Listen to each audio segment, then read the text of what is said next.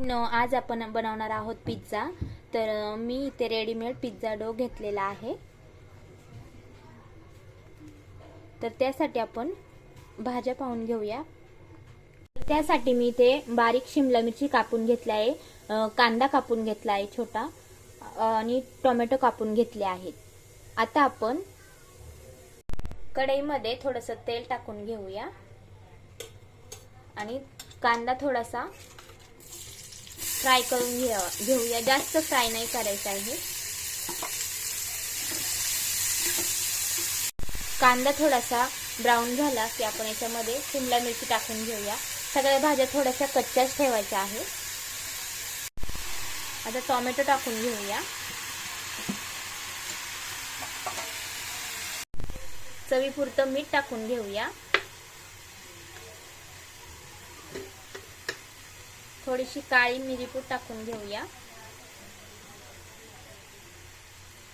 आणि याला छान मिक्स करून घेऊया।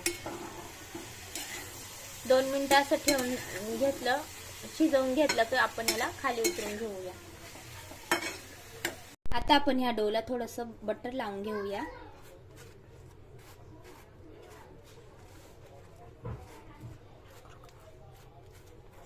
थोडीशी पुदिन्याची चटणी आपण याला लावून घेऊया। आता आपण याच्यावरती भाज्या टाकून घेऊया।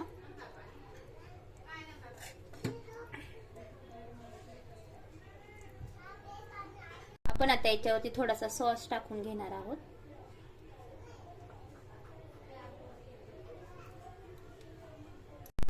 थोडंसं चीज याच्यावरती टाकून घेणार आहोत।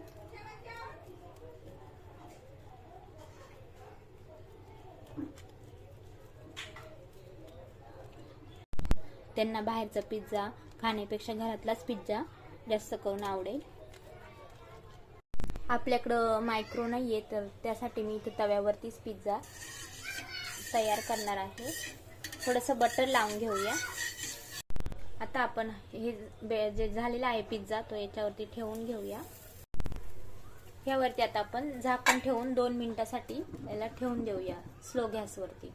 आपला पिझ्झा बघा रेडी झाला आहे। आता आपण त्याला कट करून घेऊया। आता आपण याच्यावरती ऑर्गेनो पावडर टाकून घेऊया।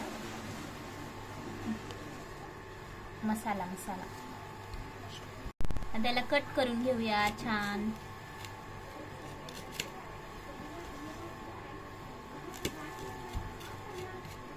आपला पिझ्झा रेडी आहे।